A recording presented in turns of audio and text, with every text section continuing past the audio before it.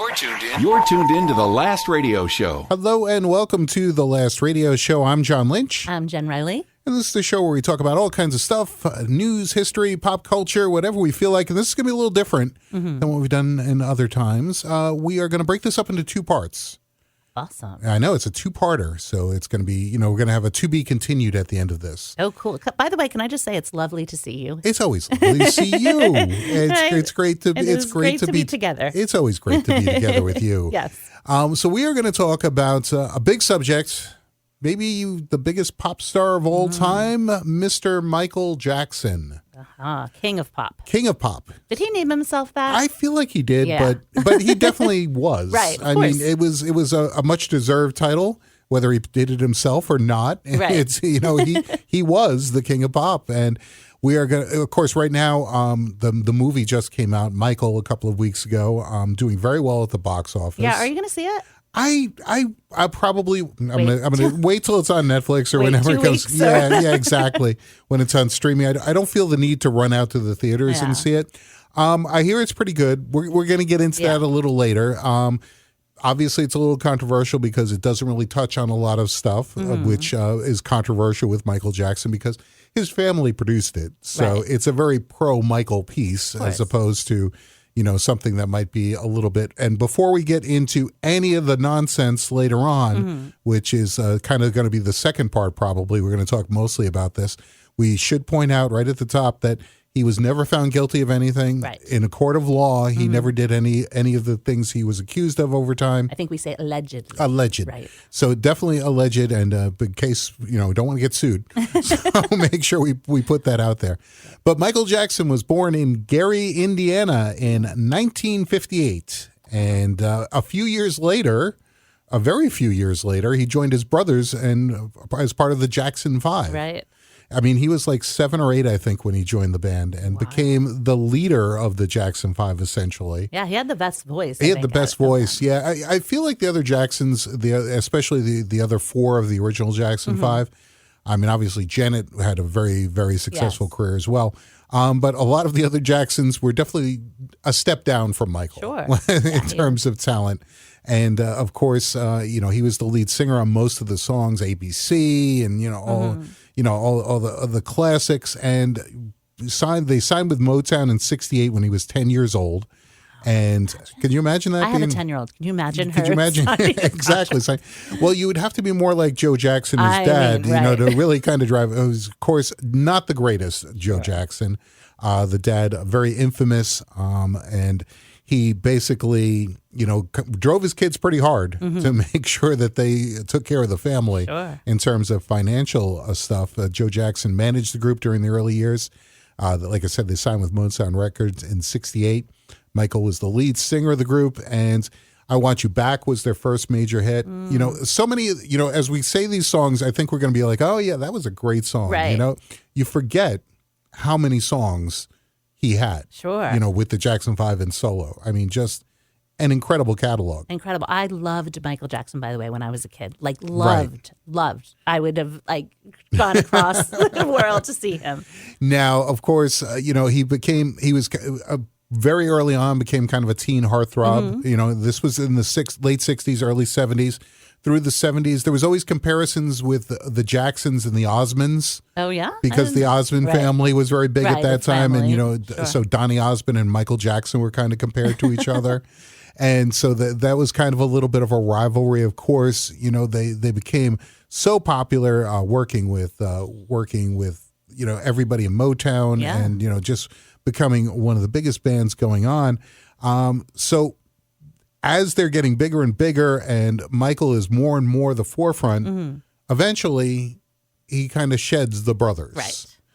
After, a lot of hits in the 70s and, doing all kinds of stuff. In 1979, he put out his first solo album, Off the Wall. Oh. And this was huge. Quincy Jones produced it. Just a huge album. And I think that's kind of the album that's forgotten because the next one we're going to talk about when we talk about his discography was such a big deal. But Off the Wall was huge. It was a big big hit. Shake Your Body Down to the Ground. That was the big hit from that. And that was kind of his first breakthrough solo hit. And, you know, there's so many great tracks on that album. And the 70s was like disco, so it was like perfect. Yeah, it was perfect. Yeah, it was perfect. Still kind of part of the disco thing. And so that's when he decided to break off with his brothers and go solo. Right. And when Michael Jackson went on his own, imagine having a career, a 10-year career at this point, still being really young.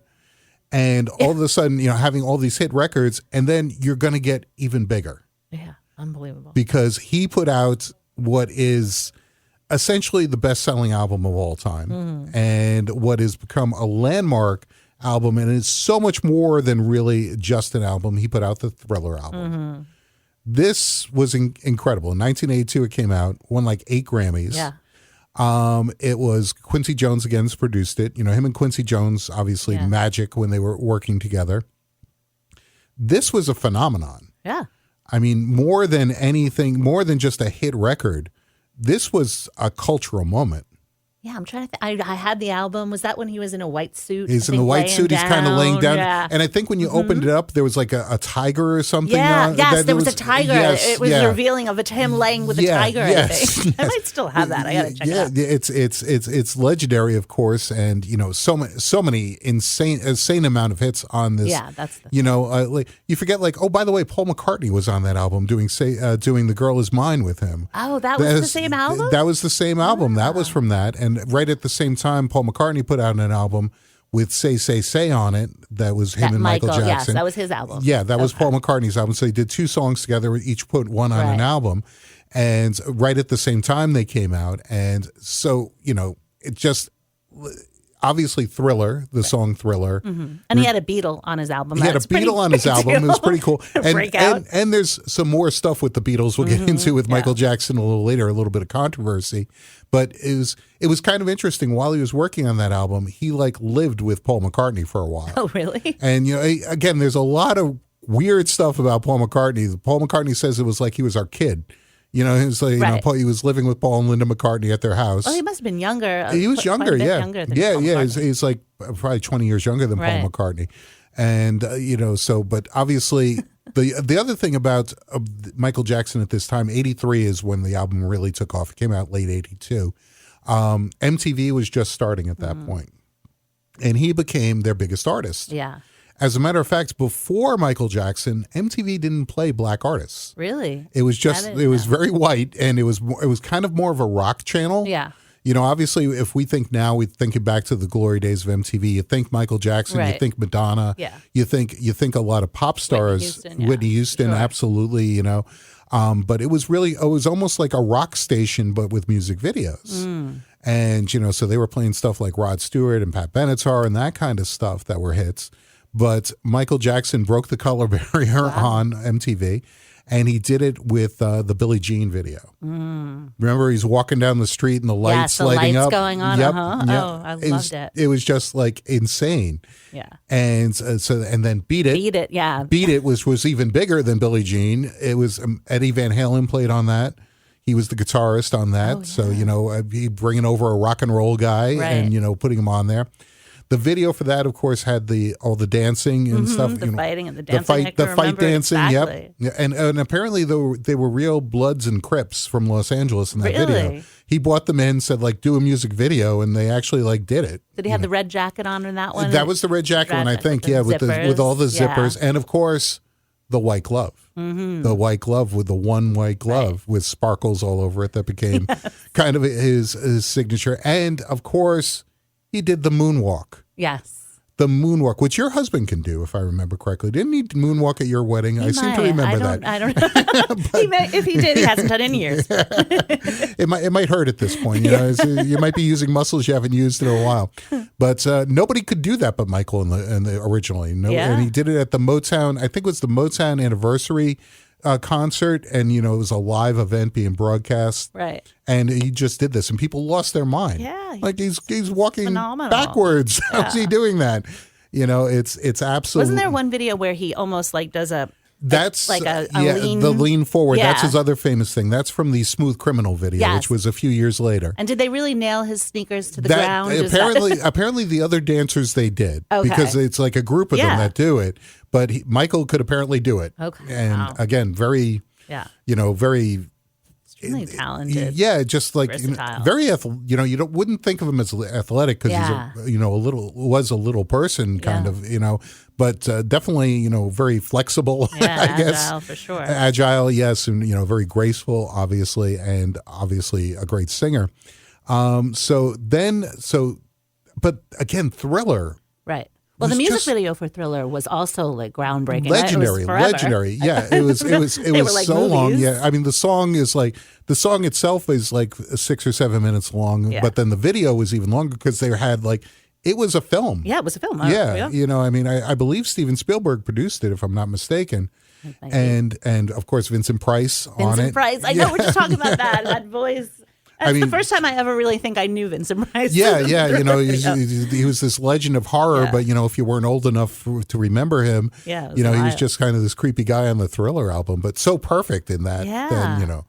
Then, and he does the evil laugh at the end of it, and then and then at the end of it, you don't know if it was a dream or not, right. and then Michael turns around, he's got the eyes, the green eyes. Oh my god, the possessed eyes. So amazing. It just became, and I remember when it debuted. Do you remember Friday Night Videos? It was a TV show on NBC. I think so. And it debuted on that, and that was like everybody was watching that. Really? Was it a 30? I feel like it was 30 minutes. The video. I think, or something. I think ridiculous. There was like a making of and stuff like that. They eventually cut it down to replay it on MTV. Yeah. Because they couldn't. Yeah. It was just insane how long and elaborate it was. Yeah. And again, this was in the very early days of music videos. So what's wild is that he came from the Jackson 5. When he broke out, all of these people already knew him and wanted to partner up with him, right? Yeah. Like Paul McCartney, Vince, whoever, all of these infamous people that are. Yeah. So that kind of, I guess, helped him become the king of pop, right? Absolutely, he had such good backing. Yeah, absolutely.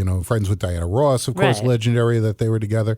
So around as Thriller became such a big thing, everybody was paying attention to him.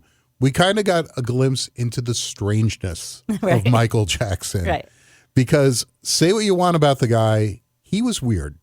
Yeah, I mean, he was eccentric. I still have a little allegiance to my childhood. Fair enough. I had a crush on him actually when I was 8. Fair enough. Yeah, but no, he was weird. Right. It was around this time we found out about Bubbles, his chimp. Remember Bubbles, the chimpanzee who was like his best friend, and there was hung out with him, and he eventually bought Neverland Ranch, which was his own amusement park. Yes, and he created the Pirates of the Caribbean in his backyard. Yes. I remember that. I don't know if it was true or not, but again, I was like, whoa. Yep. And then he partnered up with Disney and did the Moonwalker. What was it called? The Disney ride. Or the Disney movie. Oh, the 3D movie. Yeah, he did it. Yeah, and I forget what that was called. Yeah, that was a good one. And but he was like a part of that. And he kept being the first of everything. Like that 3D movie was legendary, epic, the first to use all this technology. I mean, he was just always the first at the forefront of everything. Absolutely. And again, we've said this about other things, this was before social media. This was, you only really heard about people on the evening news, maybe if that's radio, on the radio, in the newspaper, there used to be these things called newspapers, but, or in magazines like People Magazine or Rolling Stone or whatever. And he became, he went viral before it was really possible to go viral. Yeah. And like you said, every kid loved him. Mm-hmm. I mean, he was the coolest. And, people were dressing like him, wearing the one glove. Oh, yeah. I had a mirror that I wanted so bad. It was a mirror with his face with a Thriller album cover on it. And I wanted it so bad. I forgot. And finally, my mom got it for me. And I was like, yes, I hung it in my room. It was the best. Do you still have it? No, I should have kept it. You should have kept it. It's probably you could probably find it on eBay, but it probably cost you a fortune. Yeah, you might have to look that up. But he won a ton of Grammys, of course, for Thriller, and it became, this cultural phenomenon. Then he had to follow it up, right? Which is really, really tough to do. And he did a pretty good job because he put out the Bad album right after that. Oh, that's right. That was, that was a pretty big, wasn't as big as Thriller. As good. Wasn't quite as good, but, of course, Bad, was a big song and, a great video for that too. Remember they were in the subway. Yeah, and they were dancing. Yeah, he wore all the black and like all the buckles on it. Yes, I remember that. And when we talk about Bad and when we talk about Beat It, on the previous album, we do have to mention Weird Al Yankovic too. Oh, because right. he was a part of this. Yeah. He really was. He did Eat It. Yes. Which Weird Al does an amazing job recreating the videos of people when he does the parodies of them, and. I mean, he had a lot of the same people who were in the Beat It video perform in the Eat It video. Oh, really? I remember that. And Michael Jackson was very cool about it. He was very supportive, helpful, and because Weird Al, when you see interviews with him, he does say like some artists don't want to be parodied, but he was. Well, now they probably wouldn't want to be. Yeah. What was the parody of Bad? I don't Bad remember. was Fat. Oh, that's right. Because I'm fat. Yeah, really, that would really not fat. go over well right No, now. that was definitely not politically correct. Yes. I think he like blew up really big at the end of it. And, it was just, so I think that's when he was in his food stage, Weird Al Yankovic, because it was Eat It and Fat, But it was, then he wrote a song that a lot of people didn't know he wrote, but became another big hit, was The Bartman, which was when The Simpsons became big. That was Everybody Do the Bartman was a Michael Jackson song. Really? But Bart Simpson sang it. That was not on my radar. Yeah, that was, it was, he did a lot of things. Did he appear in The Simpsons? Yes, and we're going to get into that okay, because that I'm a big Simpsons guy. Simpsons guy, yeah. And that was a big deal at the time, but it was also kind of lends into some of the controversial stuff that we're going to talk about in part 2. Okay. That's when we're going to sneak into the 90s.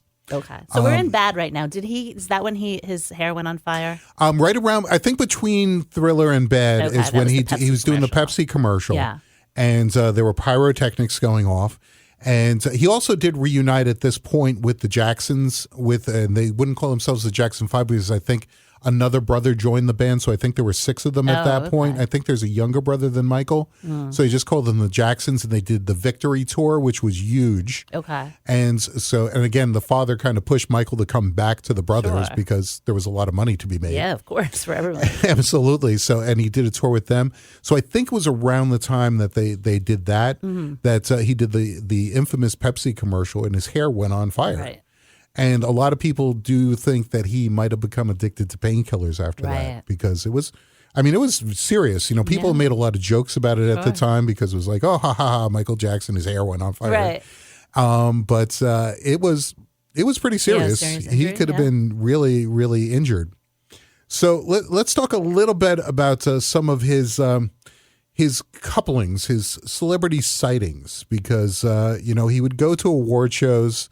He would bring people with him. Brooke Shields went to a couple of them. People always said that they were a couple, but probably not. Yeah. He showed up at one of the MTV Music Awards with Madonna. Right. He showed up with Macaulay Culkin one time, which they became friends. Yeah, and Macaulay Culkin defends him and says, he still, respects him and considered him a friend and everything. But he did hang out with a lot of children. Right. And that spread a lot of rumors. Yes. Now, don't you think, just being a devil's advocate, he didn't have a childhood, so he was probably, that's one part of it. A lot of people do say that. Yeah. Literally he called his home Neverland. Right. So, if you're a psychiatrist, there's material to work with. Exactly. Here. If he's performing at 10 years old. 10 years old, and at that point, he must have been performing several years before that. Right? So absolutely. There's no childhood at all. Yeah, yeah. And, again, being driven so hard by his father. Right. And a lot of it, it's always fashionable to blame the parents. But boy, in this case, I think it doesn't take a leap of logic to realize that it's the dad that is behind a lot of what's going on here. Sure. But yeah, he never had a childhood. So, he basically lived his childhood as an adult. Yes, right. He had enough money to do it, right? He had more than enough money. He's probably like, what the heck? And one of the things towards the end of the 80s that he did with the money, now when he was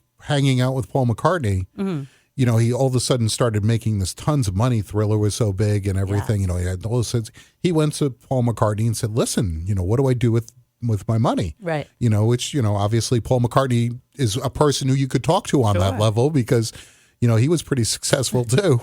And so Paul McCartney said, you should invest in music rights where you own the catalog of artists. And Paul McCartney, I think, owns Buddy Holly's catalog and things like that. And Michael Jackson said to Paul McCartney, he's like, oh, maybe I'll buy the Beatles songs. And Paul McCartney said, funny. Yeah. A few years later, after that conversation, the Beatles catalog went up for sale. Now, John Lennon and Paul McCartney, of course, wrote most of the Beatles songs. Right. But they didn't own the rights to the lyrics. Yeah. They sold them when they were very young. They didn't know what they were doing. They were trying to get a they deal. were just 19 years old and not the Beatles yet. They were just the Beatles lowercase, and so they sold the rights and they came up for sale. And the story goes, the way Paul McCartney tells the story is whatever the number is of what it would cost. He had an idea in his head, Right. and I'm just going to make up numbers here and say, like, he said $50 million would cost on the rights. So what he did was he went to Yoko Ono, because John Lennon was dead at this point, of course. And he said, listen, let's buy it together. I think it's fair, that, John should have half of it and I should have half of it. And Yoko agreed with him on that. But Yoko said, you know what? And Yoko is a very smart businesswoman, so I'm not going to, dispute her on this. But she said, let's not offer them 50. Let's lowball them. They're gonna want us to buy it because it's better for and everybody. Who else is going to want to buy it? Who else should buy it? But Paul McCartney and Yoko Ono should own the Beatle music. And so they offered like $40 million. Paul thought it should be $50 million. Michael Jackson came in and bought it for like $100 million. Right. And just like kind of swooped in and brought it. And Paul McCartney and Michael Jackson were no longer friends after that. And there was a lot of controversies going out because, without getting too much into the legalese, Michael Jackson owned the rights to the lyrics but didn't own the songs. Oh. So he couldn't he couldn't license like the Beatle recordings. So what would you do with the lyrics? If somebody wanted to re-record it, or somebody wanted to, use with a different arrangement, or a different artist, like if you were gonna cover a Beatles song, then he would get royalties on that. Right. He got royalties on the Beatles songs when they sold because he had the rights to the lyrics. Oh, gotcha. But he did not own the Beatle recordings. Okay. I see. It's a little confusing. Right. And so at one point he licensed. This was pretty famous. He licensed Nike to use the Beatles song Revolution in an ad. And Nike thought they had the rights to the Beatle recording. Oh. And put the Beatles song in it. And then they were sued by Yoko and Paul and everybody else because they're like, no. You could get a sound-alike band to record it, but you cannot use the original Beatle recording of it. Imagine that didn't go through the legal department before. I know. It's like we're talking about billionaires with a lot of money and big companies. I mean, it's Nike. You think somebody would have realized, like, hey, we couple levels of we should double check and make sure that we're cool with all this. So that's Michael in the 80s. Right. I mean, basically, he was the biggest star in the world. Yeah. But as he started the 80s, kind of coming out as a solo artist and winning Grammys left and right and putting out the biggest album in the world, doing the reunion with his brothers, doing Bad, doing all this kind of stuff, making these, and in the National Enquirer pretty much every day he was on the cover. All kinds of weird stories coming out that he slept in an oxygen tent, and that he also started to make changes to his face, and then that everybody's like, that starts in the 80s into the 90s into the 2000s. Yeah, basically his nose underwent many changes. Yes, and his skin color underwent many changes. Now he said at the time that it was a skin condition that he had. Right. But it probably wasn't. He was probably bleaching his skin. Something. Right. Yeah, it was, clearly, if you look at a picture of him from 1979 and a picture of him in 95, right? doesn't even really look like the same person. No, I mean, it's amazing. You know, the nose is, you know, and I remember there was always rumors that he was trying to look like Diana Ross. Oh, okay. Because he was fascinated by Diana Ross. Right. So his nose was modeled after Diana Ross's nose. But didn't they say that something happened? He had too many surgeries and then it was collapsed. falling. It collapsed. Yeah, his nose collapsed and they had to rebuild his nose. I don't know if any of that's true. You don't know what's true. Right. I mean, so much of what we're going to talk about is rumors and hearsay, and you don't know and probably I would say there's definitely some weird and kooky stuff in there, but probably it's been multiplied by 1,000 can you when you get into it. Right. Yeah, you know, there was always stories that he was big on prank phone calling people. Oh, I didn't know that. That was like his favorite thing. And he would randomly call up people and like famous people. Like he would call up like, you know, Martin Scorsese and pretend he was like, you know, a salesman or something. Again, that's like something you do when you're a kid. Yeah. So he's like, I missed out. Yeah, exactly. Whatever. Exactly.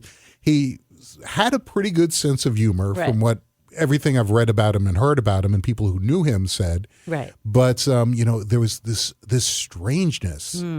I remember there was a story that he basically paid a supermarket to let him go shopping, like when the store was closed. Okay. Because he'd never been to a supermarket. Oh, okay. And he just wanted to see what it was like to walk around and push a shopping cart, to be a normal person.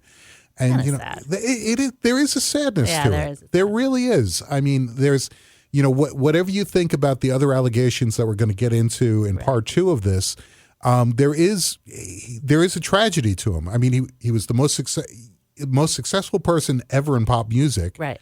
But also there's this really dark, sad side and underlying it all. It's kind of like interesting to think of, what if he did have a normal childhood, like up until whatever, he was 18. Right. Would he still have the talent? He probably would. Right. I mean, if he would have started music when he was in his 20s, which is what a lot of people do, I'm sure he would have been successful. Sure. Obviously, there's a lot of talent there, you know, and, you know, he's got style and charisma and all this kind of stuff. But so that's where we're going to leave things off at part 1. We're wrapping up the 80s. Right. With that, I'll leave it with my crush. When I was a kid. Crush. I'm going to put my crush back in the 80s and move absolutely. on from there. So he's kind of declined a little bit from his peak in the Thriller time, but still really big. Yeah. Still really beloved for the most part. Sure. But there's the inklings of the weirdness. Tune in next time. Same bat channel, same bat. We'll be back soon. Okay. Thank you for listening to The Last Radio Show. If you like the show, please subscribe to the podcast and leave us a review on your favorite platform. You can check us out on Facebook and Instagram at The Last Radio Show. We will talk to you soon. The Last Radio Show. The Last Radio Show.